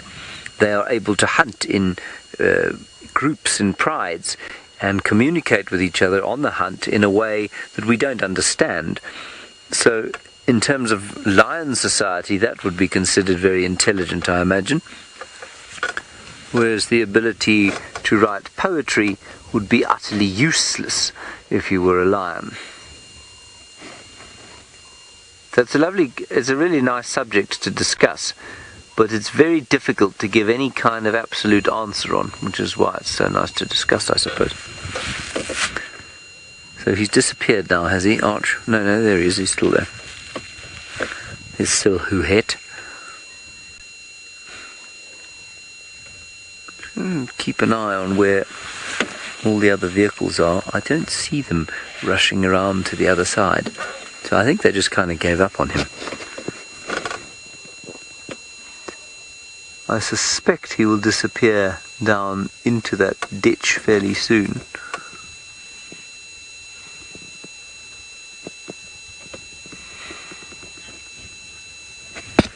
Oh, I see. Well, Kirsten has decided that our view of the lion is not in fact acceptable, and so rather than look at our lion, we're going to go across to South Africa and look at Tristan's leopard. Okay, bye. Well, I'm sorry, James, that the leopard has come out, well, better than your lion. I feel like you already bashed lions enough this morning, so we thought we'd come to the leopard to make things right in the world. Now, Tumba is looking as good as possibly could be, and we were talking about earlier that I would think that he would be on a termite mound given how wet it is, and so he's found himself a nice little spot, and it almost looks as though he's starting to fall asleep. But doesn't he look like he's on top of the world there? The way that the sort of bank drops off here and then there's a sort of thicket on the other side, kind of looks as though he's sitting almost above the trees at the moment, which is very cool. So he's found himself a perfect spot to take it easy, and I think, oh, are you falling asleep, boy? It's difficult being a poser, isn't it? So he's done all his morning modeling, and now it's almost time to have a bit of a nap. But I think he's going to struggle to sleep this morning because the flies are out of control. You can see his ears twitching every now and then, and his kind of coat twitches because there are flies absolutely everywhere. And I've been dealing with them, and so has Senzo. We've been trying to swat them away and keep them off us. So I can only imagine how they must be irritating him as well. Imagine how sensitive those ears and whiskers and eyes are, and you've got flies landing all over them and no hands. It must be a pretty irritating situation to have. So you'll find with him that he is often kind of moving, and so I don't think he's going to get too much of a snooze in because of these flies for now. Hopefully once the sun gets up a little bit, they'll leave him alone and he'll be able to have a good nap. But very cool to see him on top of the mountain. Look, he's starting to look the part as a male leopard. He's got these sort of big legs, front legs that are developing, and his neck area is slowly but surely starting to kind of get thicker and bulkier, and you can see his sort of head is that male sort of bulkiness that he's got there as well. So he's growing into his ears and into his paws, and hopefully he's going to be a really big individual that will dominate for a long period of time wherever he may end up. I'm hesitant to think that Tumba will be a part of our story for the long run, given how many male leopards are around. And look at that, that's beautiful. Well done, Senzo. Given how many male leopards are around at the moment, it's going to be really tough for him to stake out a claim in this area. There was a report that Kunuma was seen, actually, funny enough, 2 days ago. It seems as though it's not Kunuma, though. From the spot pattern that's on that leopard, it doesn't seem like it is Kunuma, which then begs the question is, who is this other male that is now kind of moving around? He was seen just south of Chitwa on the Annette's Vessel's cut line. And so it begs the question, like I say, who is actually here, and why are we seeing so many male leopards moving into this area? It's causing a lot of issues, I'm sure, amongst the females. They're probably having a situation where they're wondering what's going on. And I suppose if Tingana, being the big dominant individual that's been here for so many years, starts weakening, maybe other males around it have just noticed that there's a gap now, and they're starting to all kind of come in. And it's not good for our young boys, because Thamba and Hosana, they were under the kind of protection of Tingana for a large portion of time. And with all these marauding males coming in, it's going to make life for them a lot harder, and they're really going to have to kind of be witty about what they do. So far, though, both of them seem to have managed to do it. So, Tumba is, for me, probably impressed a lot more in that, and I know this might sound odd, but he's wandered a lot further, and they theoretically should have come across a lot more male leopards than what maybe Hosana has done. So Hosana has been very clever in that he's gone into Chitwa and into the heart of Tingana's territory, and he's just stayed around that area, and he's found himself an area on Little Gari and Chitwa where he can go up and down and move around, and he's got water and food. So he's really done a good job in finding a safe spot, whereas Tumba hasn't had that ability. I think Hosana has put pressure on Tumba a little bit, and so Tumba has moved a lot more and has probably come across a lot more leopards, or male leopards, than what maybe Hosana has. And that may be a good thing in later in life, and Tumba working out how to get around these males. We know that he was here the other day, and Hukamuri was seen just after that vocalizing, heading in his direction. We know that their tracks were on top of each other, moving around here, but yet Tumba is still here and still looking like there's not a care in the world. And it's not like he's got any markings on his face or any sort of damage to that area. So he's obviously knows how to get around these males, and it's probably because the males vocalize, and Tumba then just kind of snakes his way through and tries to keep himself out of the limelight, and tries to stay in places like this where it's a little denser and thicker and not get seen too often. So it's a clever situation, and like I say, it's going to stand him in good stead if he does get kicked out of here, is to negotiate his way through territories of other males before he becomes a dominant individual. Hosana, on the other hand, like I say, he's just been clever in that he's got himself into a really good spot. Hopefully Tingana can carry on and stay in that area for long enough that Hosana gets big enough and bulky enough to challenge. I think if we give Hosana another year, then we're going to have a situation where he's going to be able to definitely kind of stay, well, I don't, definitely is a strong word, but he'll be able to hopefully put up some sort of challenge for the area that he's in. But he's going to have a lot of pressure. He's going to have pressure from his brother in the form of quarantine. He's going to have pressure from Hukumuri, this male that was seen now recently on the vessel and nets area, whoever it may be. He's going to be putting pressure. There's also Anderson that's around. So there's a number of different leopards that are in the mix here, and it's going to make life tough for both Tumba and Hosana. And it certainly is a very uncertain time within our leopard world. We've got females shifting, males shifting, and it kind of feels like it's all up in the air. If you think back a year ago to the very stable Tingana Karula situation on Djuma, to now, we don't really know what's going on. We've got new females, new males, and it's making everything a little bit different. Look at that, though. Isn't that amazing? So, Linda, you're saying if by chance Shangila were to return, would she be able to lay claim to an area? Well, I mean, theoretically, any leopard can lay claim to an area, but it's whether or not they have the ability to kind of get or chase away whichever leopard is dominant at the time. And I just don't see Tundi and Shadow at the moment being leopards that would stand down to a younger female. As they get older, maybe. So if once we see Tundi and Shadow start getting towards 14, 15 years old, if they make it that far, they're going to have a situation where you probably find a younger female, which would mean that Shongila would be about, if they were that age, she would be about 5, 6 years old. It should be in the prime of her life. Then yes, maybe she could lay a claim to it. But there is the Xidulu female that is here, there is Kuchava that is here, there's the Sibui female that seems to be coming in. So there's a number of other leopards also in the area, females, that will try and lay claim to this section. At the end of the day, we're sitting in an area where We've got the Mulawati drainage, which is prime real estate in this section of the Sabi Sands. And so all the females want the Mulawati section. And the reason why is it's good densite, it's good water, and it's good food. So you'll find there's going to be a lot of competition over that. And we had a situation where we had for many years a very strong female that was able to defend that. But now that she's gone in the form of Kruger, you've got all of these other females that are starting to come in and we've got flies everywhere, but starting to come in and starting to compete. So Shadow, Tandi, Subui, Kuchava, Xidulu, all of these females are going to come together, and we're going to have a situation where it's going to get quite interesting as to who's eventually going to dominate over the Mulawati section and become the proper queen of Djuma.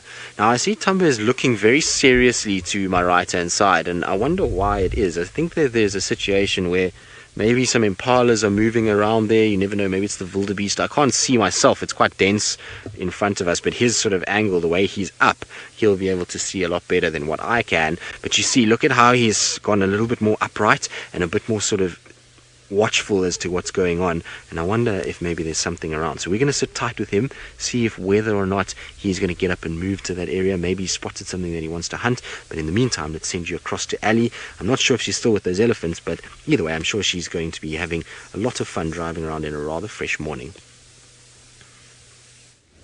Well, definitely lots of fun driving around, and we are seeing all the big creatures. Now, I apologize about the pole, but I want to show you a track on the ground that we don't get to see all that much, and I'm sure it's looking a lot clearer just after the rain.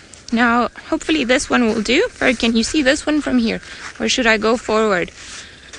Alright, this track over here belongs to an animal that I'm sure loved the weather last night, as it's perfect weather for them. So you'll see there'll be one, I'm hoping, I'm not great at drawing, so I apologize in advance, 2, 3, and 4. Roughly something along those lines, but it's got 4 very big toes, and it's walking in that direction. Now, if you guys are wondering, this is also one of the very big creatures that we get around this area, just like the elephants, and they are just short of the size of an elephant. These are the hippos. Now, Treehouse Dam is in that direction, so I'm sure good old friend Scuba Steve has been coming in and out and loved the weather last night because it allows him to move a little bit further and probably started eating a little bit earlier on. I feel quite small when I jump into these cars. So, we're going to see if maybe we can see him around there and see what else we can find around here. Actually, our very sneaky plan for the rest of the morning is we want to try and see if we can get a leopard trifecta. You know, there's Thamba, there's been Xidulu, and then hopefully, who knows, maybe there'll be another one. That would be quite amazing, or just another cat, but we'll see. So we're driving into all their favorite spots, or usual spots, see if perhaps we can find anything around there, but we'll see. I'm just going to put my huge mug of coffee here so that it gets out of the way. These are not leopard tracks, but wonderful. Right, while we try and find any living creature, let's go to James, who has found one of my favorite tiny little creatures out there, but also a feisty predator.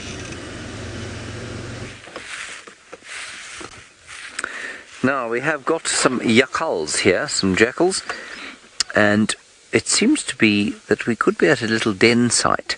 We left the lion, he went wandering across that big ditch, and came down this way because we saw some vultures and some people and thought maybe that the lion's kill had been around here and maybe he'd left the rest of the pride. But so far that has not borne any fruit, but we do have the jackals playing in the long grass. I think it's just play behavior there. I'm not sure that they found anything to actually eat. They're such good value if you can find them. They are young jackals, young black-backed jackals.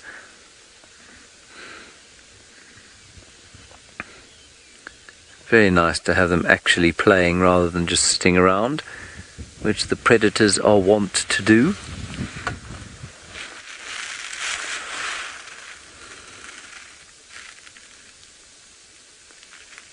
And they're just like domestic animals in their, or domestic dogs in their playfulness when they're young.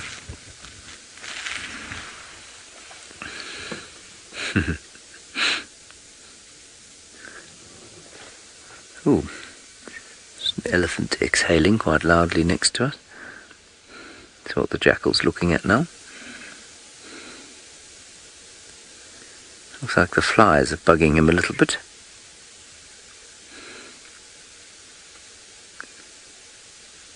I reckon a jackal's a pretty good animal to be out here.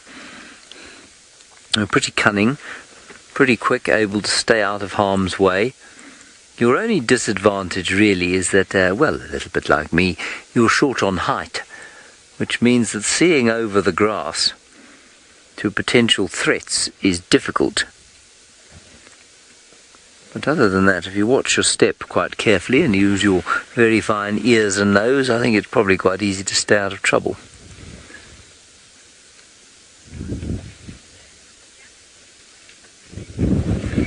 Oh, Dances with Dirt. You say that jackals are a contender for your favourite predator in the Mara. Well, Dances with Dirt, I'm very pleased to have found the contender to your favourite predator in the Mara.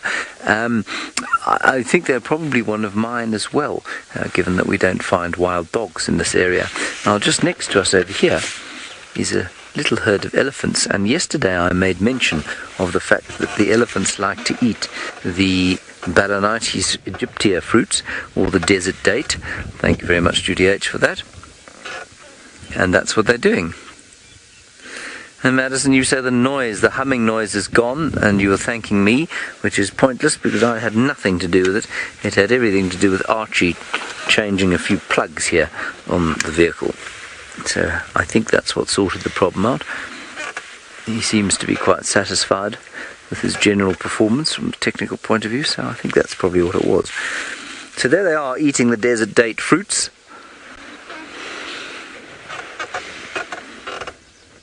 And not quite as enthusiastically as the elephants eating the marulas down in South Africa, but certainly, I'm sure, a very important part of their diets here.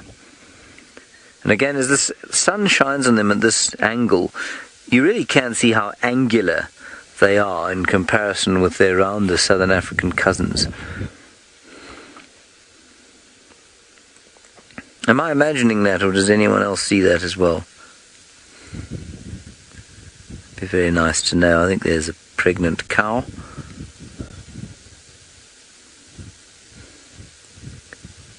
Yes, I think she's quite heavily pregnant actually.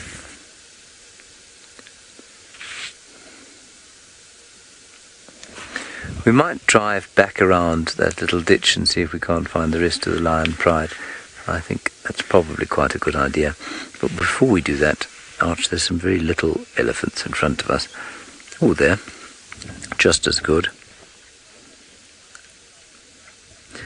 Alright, now we're not going to be able to stay with these elephants any longer because back in South Africa there is a sighting of such incredible intensity, such speed, such fearsome velocity that we cannot remain in Kenya for 1 second longer. No, James, what if it ran away so quickly like a flash and boom, gone? Right, not really going to happen as it's a snail, and as we all know, they're not that fast. This is an African giant land snail, but the cool thing about it is that it's actually a tiny one. So I'm going to step out of the vehicle and try to put my hand next to it so you guys can see just how small it is, because they can get much, much bigger than this one. Right, I don't know if maybe my shoe will be better, but you see my hand is here, so it's about this long. Not that long. Oh, sorry. And you can see its little antenna out here in the front. Oh, sorry, I moved the grass around you. Terribly sorry. But you see, for protection, the first thing that they do is, boop, they go back in. There's the antenna coming out. And the rest of it. Hello. Nice to see you. You're loving this weather, aren't you? I love it that it almost seems like they're floating, like they're hovering through the sand, and then off they go really quickly up all the way there. Now I wonder where it's headed off to, or if it's gonna lie around here, but I like that it's getting out of the road and carrying on into the bushes.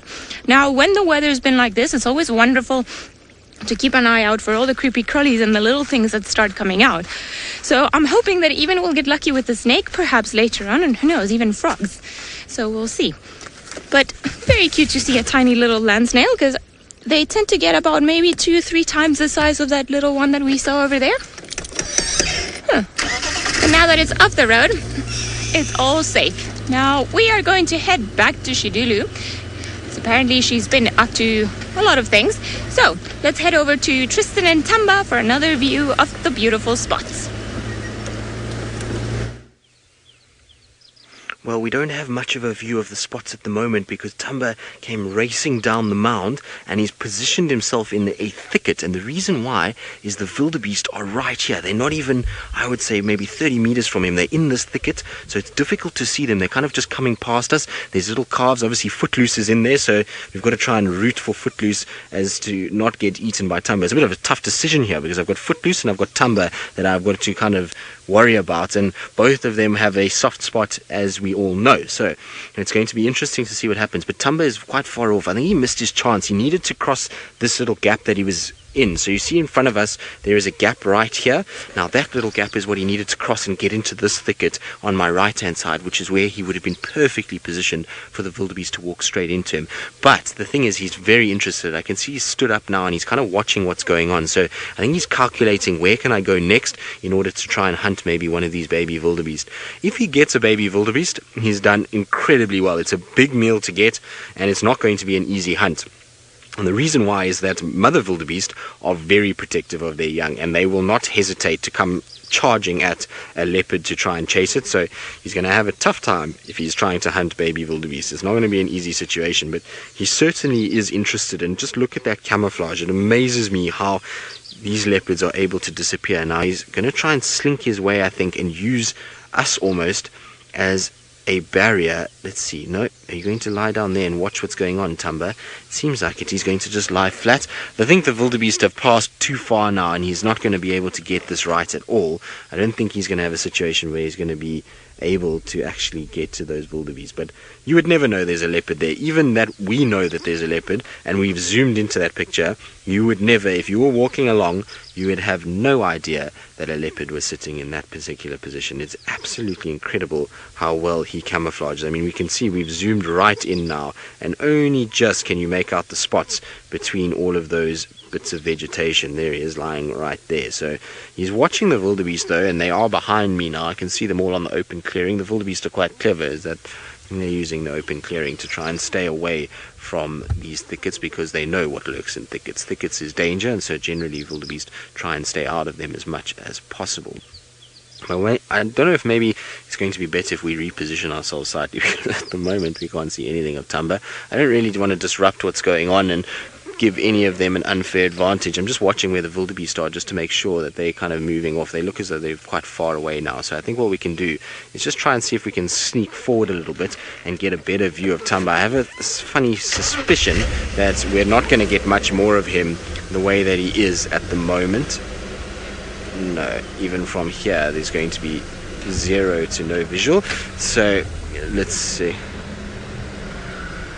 So Judy, you say it is tough to choose between Tumba and Footloose. I know it's not an easy call, is it? The two of them are kind of hold special places for all of us, I'd imagine. Footloose was the most incredible thing to watch, a 3-hour kind of marathon birth for that poor female wildebeest, and then obviously Tumba, we just want to see him thrive and kind of get really into life and start hunting as well as what we see from Hosana, because Hosana seems to be kind of king of hunting when it comes to the two boys.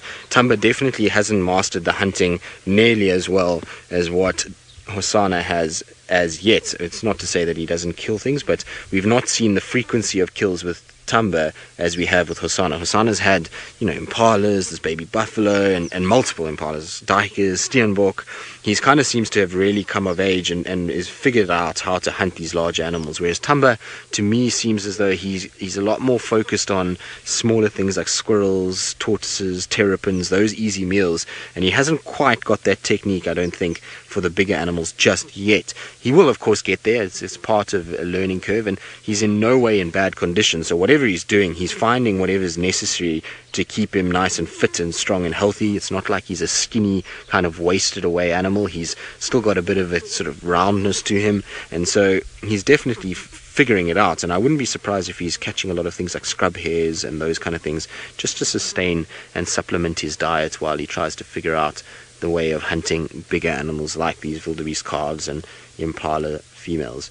Now he's in a situation where he's got good genes for it, because I've seen his proposed dad, which is Tingana, going after wildebeest many times and was very successful in catching wildebeest, particularly these calves. And so I wouldn't be surprised if Tumba gets that way as well. But he's slowly going to creep forward.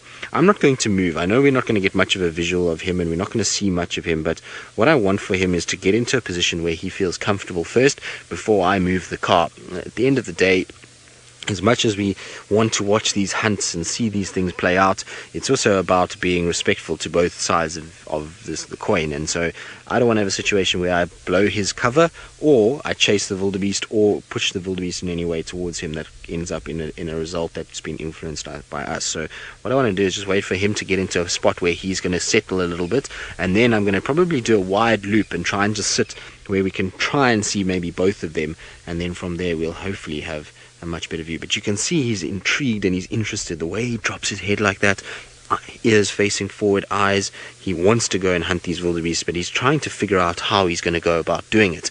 He's working out, I think, where he needs to position himself in order to hunt. The wildebeest, funny enough, are actually coming back towards us, so they're moving now sort of northwards parallel with this thicket on quarantine.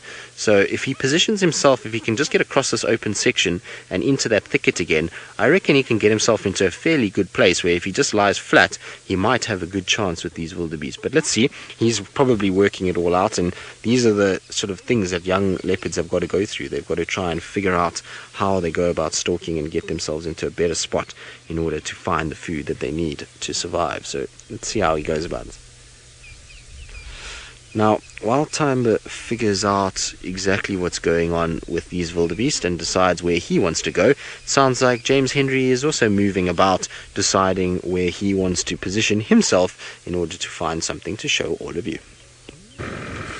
Okay, Thamba is deciding what to do. We have decided what to do. We are going towards where that lion crossed the ditch. I see another vehicle over the other side there, and I think that they are not moving. In fact, they are not, so I'm pretty sure that either just the lion or perhaps the whole pride is now lurking in that area, so that's where we're going.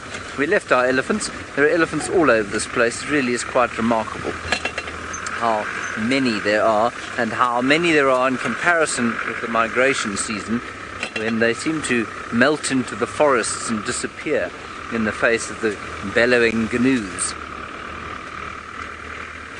Scarlett, you're wondering if there are marula fruits here in the Mara. No, Scarlett, as far as I can work out, there are no marula fruits.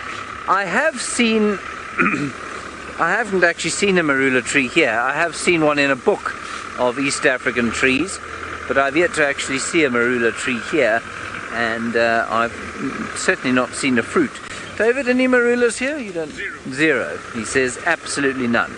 So I'm glad it's not just my eyes that are deceiving me. There are none.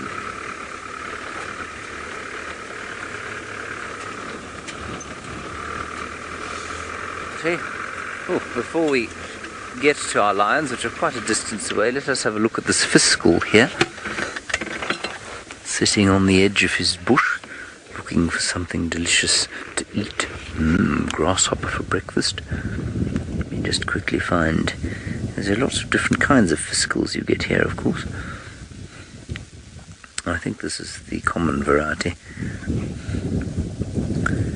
Fisk. Yes, common fiscal, that's him. Common fiscal, what we'd call in South Africa, fiscal shrike.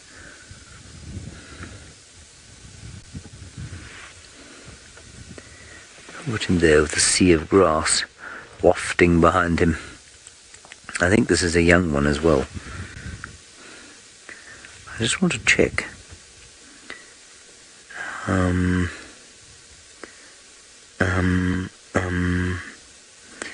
No, it doesn't tell me. I was wondering if this isn't a youngster. The beak doesn't look quite fully formed yet, and I wondered if they don't nest in these sort of low bushes. But I don't see any evidence of a nest.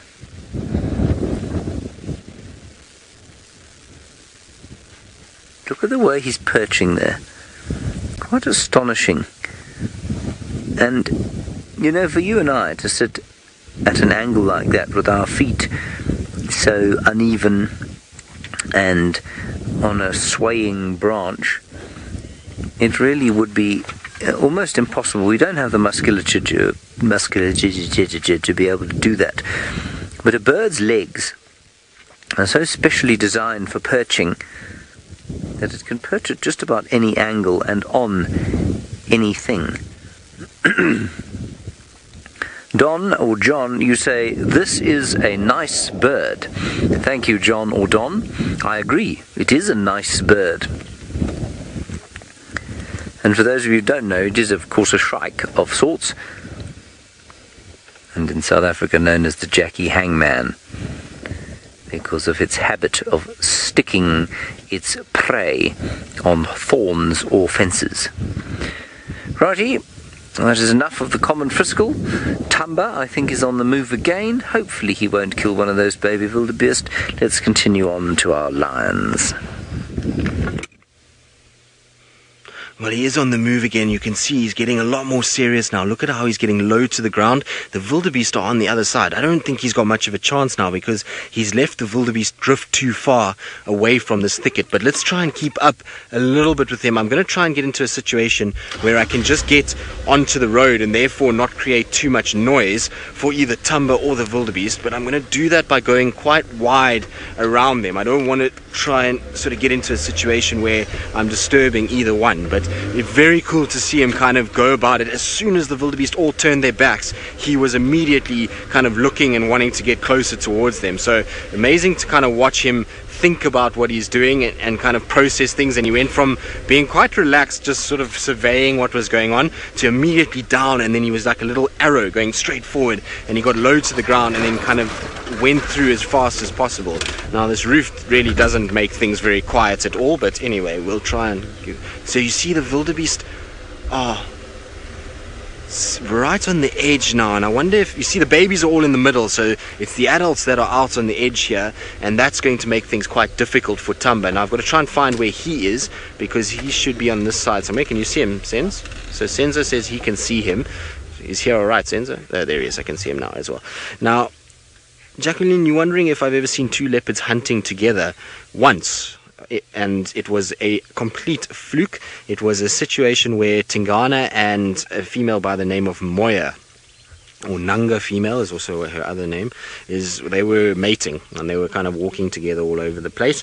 And as they were going about their business and mating and doing their thing, they stumbled across this sort of 1.5, 2-year-old giraffe that they then managed to chase down, and Tingana did most of the work, and he kind of grabbed it on the throat area, but because he grabbed it on the throat, Moya then came and kind of toppled it from jumping on the back, and that's how it came down. So it's the only time I've ever seen two leopards go after something together, and even then we only figured it out by looking at the tracks. So what we kind of came around the corner and the giraffe was down and kicking, and the two leopards were there, but from the tracks we could see that he kind of went after it, and then there was a scuffle and she jumped on, and then the giraffe fell, which was pretty insane to see. So it's the only time I've heard of cooperative hunting in a leopard or leopard species. So it doesn't happen very often. Now, Tumba is drifting there. I don't want to move from where we are. We're not going to get much of a view of him for the next little bit unless he starts to come through the thicket a bit, which I don't think he'll do. I think he's going to kind of keep himself on that right-hand side.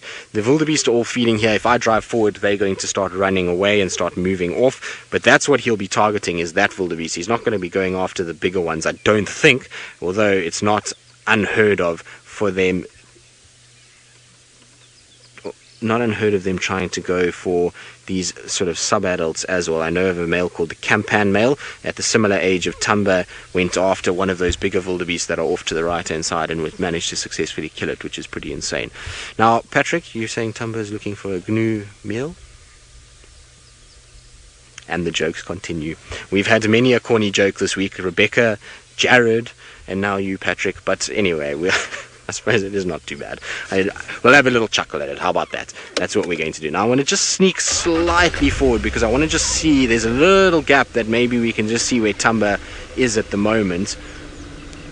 Problem is this is how you lose a leopard very quickly, because there he is, we can see him again. Is the pole in the way, Sense? Or Are we good? I think the pole's going to be directly in the way. No, there it is.